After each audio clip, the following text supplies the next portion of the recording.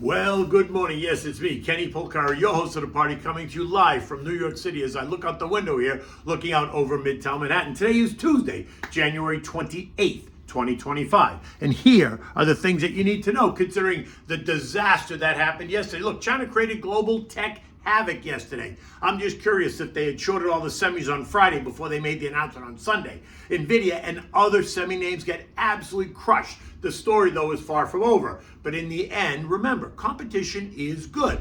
Money moves into the safety trade. Staples, healthcare, and treasuries all benefited yesterday. And it's earnings, and more earnings. And Boeing misses big, and futures turn south. And what do we have at dinner tonight? We're having the champagne chicken. Okay, DeepSeek. It will forever be a word that investors associate with the one-day, largest single-day sell-off global tech wreck ever. By now, you've heard the word, and you most likely know what happened. And if you don't, then you must be living under a rock, right? And you have also made a decision in your head about what you think about the headlines yesterday, right? I mean, think about it. Let's start with what happened to tech, right? It got absolutely crushed. Some might say it got vanquished, which means completely and thoroughly defeated in a competition or battle, conveying a sense of triumph over the opponent or the enemy, however you want to look at it. The NASDAQ, which was down over 1,000 points or 5% early in the day, ended the day down only 612 points or 3%, which many considered a win after how the day started, right? The semis, the SOXX, lost nearly 8%, while individual names lost even more. NVIDIA down 17, MU down 11, Broadcom down 17%, AMD down 6.5%, Lam Research down 5%, Marvel down 19%. It was a bloodbath that many of the individual names suffered that created the hysteria for some, while causing others to say, hey, wait a minute, not so quick. Hysterical sellers running through every door, even the doors that were closed, selling every position and getting short in any chip name that they could find. The hysteria causing all these investors to think, hey, this is a crowded trade. It's time to get out, and I want to get out now. Okay, no problem. This caused common investors, say the buyers, to say, okay, you want out? Great. Happy to take you out. But I'm not taking you out right in line here. You're too hysterical. Why should I get run over just because you're hysterical? So if you want out, it's going to cost you a little bit. And cost them it did, right? To be clear, there were plenty of buyers. Remember, for every trade, there's two sides. There's a seller and a buyer, right? So the buyers were not scared, right? Didn't scare the buyers away at all. In fact, if you talk to anyone that bought stock yesterday, they loved the opportunity to buy some of these names at a fairly deep discount, considering the sector is stretched, right? What is important here is that the headline scared the sellers. And that is exactly what caused the buyers to have a field day. So now you have to decide whether it was hysteria or whether it was an opportunity to buy, right? It's funny. I was at dinner last night, and this was the exact conversation that everyone at the table was having, and they were all a buyer of NVIDIA yesterday. They weren't sellers. They were all buyers. They all thought it was ridiculous. In the end, it was ugly. Yes. It was a bit unnerving. Yes, for some. But should you panic? No, not at all. In the end, no matter how this plays out, competition is good. And remember, you always get what you pay for. Now, the story's going to continue to unfold. And remember that in order for this to work, they had to optimize their AI to run efficiently on lower quality and thus lower cost hardware by using techniques like quantization and pruning, right? Both strategies that reduce computational requirements and force them to focus on a narrower range of applications. The story is bigger, and we're going to hear more and more about this over the next days and weeks ahead, I'm sure, so you have to pay attention. But in the end, remember, competition is good, so may the better man win. Okay, enough of that. The rest, let's get back to the rest of the market because it wasn't so bad. The Dow gained 290 points or 6/10. The S&P lost 89 points or 1.5%. The Russell lost 28 points or 1%. The transports gave up 245 points or 1.5%, while the equal weighted S&P gained 2 points, which is important to understand the difference between the S&P and the equal weight. There were clear shifts to safety. Defensive stocks like consumer staples and healthcare both gained more than 2.25%. Financials added 1.1%. Real estate was up 1%. Consumer discretionary, communications, basic materials, energy also finding buyers and ending the day higher. The VIX shot higher, ending the day up 20%, but not before surging by 51% earlier in the day when the hysteria was at its height, right? The VIX gained 6.4%, while the SPSX, the S&P triple leverage short, gained 4% as well. Now, if you were really, really brave and you went long the SOXX, which is a Direxion semiconductor 3 times leverage short, then you gained 20%.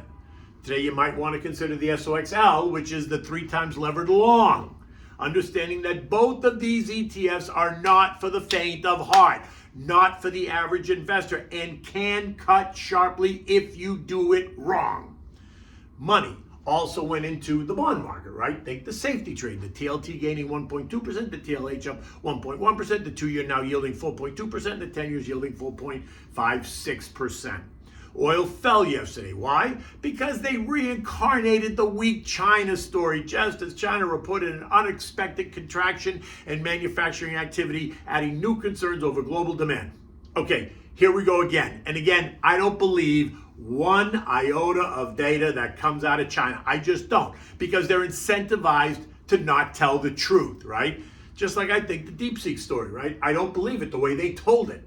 In any event, traders sold oil yesterday on that news. Now, in the end, I think global demand is just fine. Energy demand is not going away. And for those of you who think that the DeepSeek model is going to reduce demand for energy, as that was also part of the story, I'd say, okay, you run with that. I'm not running with that story, right? I'm all in on energy. I think it's fine. Gold had an industry reaction yesterday. It fell by $40 to end the day at $27.66, which was counter to what you might think should have happened, given all the hysteria. But the story yesterday is that investors were selling gold to cover the losses in the other asset classes. I'll give you one guess which asset class they're talking about. In any event, it's bouncing today, right? At 7 o'clock this morning, it was up $9. I think now it's up $15. This is as investors now await the latest Fed decision, which is coming out tomorrow at 2 o'clock. In any event, it's a new day, and U.S. futures are up. Dow futures up 25, SP's up 25, NASDAQ's up 145, while the Russell is flat. Investors will focus on picking up the pieces from yesterday while also considering the eco data, the Fed, and the slew of earnings that will hit the tape all morning. We're going to get hit with 18 or so reports before the opening.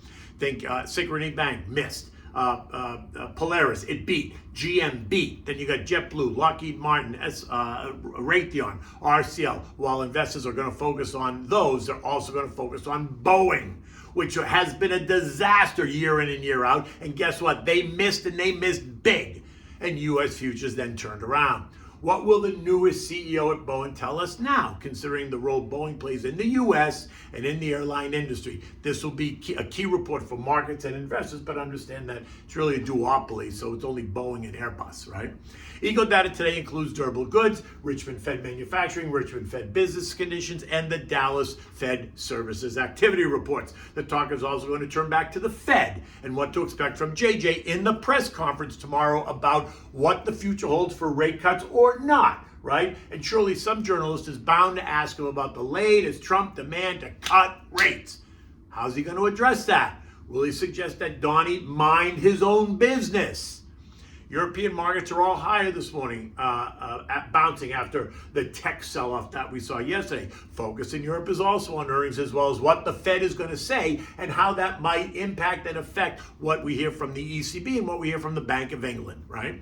This morning, Spain is in the lead, up 1.1%, with the Euro stock index up 0.4%. Everything else is kind of in between, right? France, UK, Italy, Germany.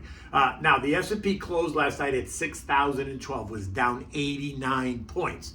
In my opinion, I think the sell-off was good, right? It shook the brakes a little bit. It's keeping investors on their toes, reminding them that investing is about having a plan. It's about being diversified and not getting too far over your skis, right? Tech was stretched. We've talked about this. Come on, you know that. We've been discussing it for months now, and why you don't chase it, right? I've been telling you, don't chase tech. The sell-off is now creating a new opportunity, right? Tread lightly, use your head, and remember to remain diversified and don't become too overweight in any sector, right? Now, like I said yesterday, we have the smartest people working on this, developing and designing chips that have changed the world and written the AI narrative. And then you tell me that some guy in China is using a lesser quality chips on an open source platform, suddenly does it all better than anyone else? If anything, all that does is raise the competition. And that's not a bad thing, right? Now, as I said, we all needed one catalyst to ignite the fire.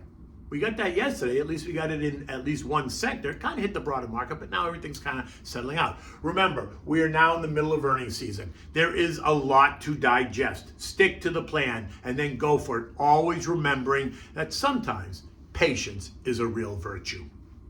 Okay, so what do we have in dinner tonight? So we're having this champagne chicken.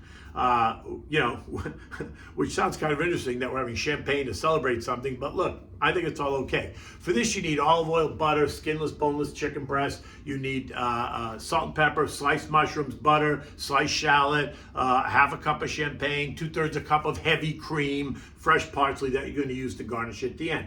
Now begin by heating up the olive oil and butter in a saute pan over medium heat. Season each of your chicken fillets with salt and pepper, and then sear the chicken on both sides in the saute pan. 3 to 5 minutes per side, about right, depending on how thick they are. You want to get it nice and golden all over. Then take the chicken out, just put it on a plate and hold it on the side. In the same pan now, take the mushrooms, the sliced mushrooms, and fry them, saute them in the butter until they begin to soften. Once they begin to soften, take those out as well. Put them with the chicken on the plate. Cover them to keep them warm. Now go back to the pan, add the shallots, cook those for 4 to 5 minutes. Now add the champagne, stir it well, scraping the bottom of the pan for any food bits that are stuck to the bottom. Season that with salt and pepper and simmer it just for about 5 minutes. After 5 minutes, you're going to add the cream. Simmer it for another 2 or 3 minutes, right? Making sure to mix it and incorporate it. After 2 or 3 minutes, you're going to add back the chicken and the mushrooms into the sauce, along with any juice that's on the plate, right? Turn the chicken, make sure it's all nice coated with the creamy sauce. Simmer that again for another 5 minutes just to re-warm it up, get it all nice and warm all the way through, and then sprinkle it with parsley and then serve it. Now you can serve this with a nice mixed green salad. You don't have to get much more complicated than that. A big salad along with this dish is just fine. Remember, you get the mushrooms in the dish, so you get your vegetables with the chicken, so don't worry about that. In any event, it's going to be another interesting day here in New York, so until tomorrow, take good care.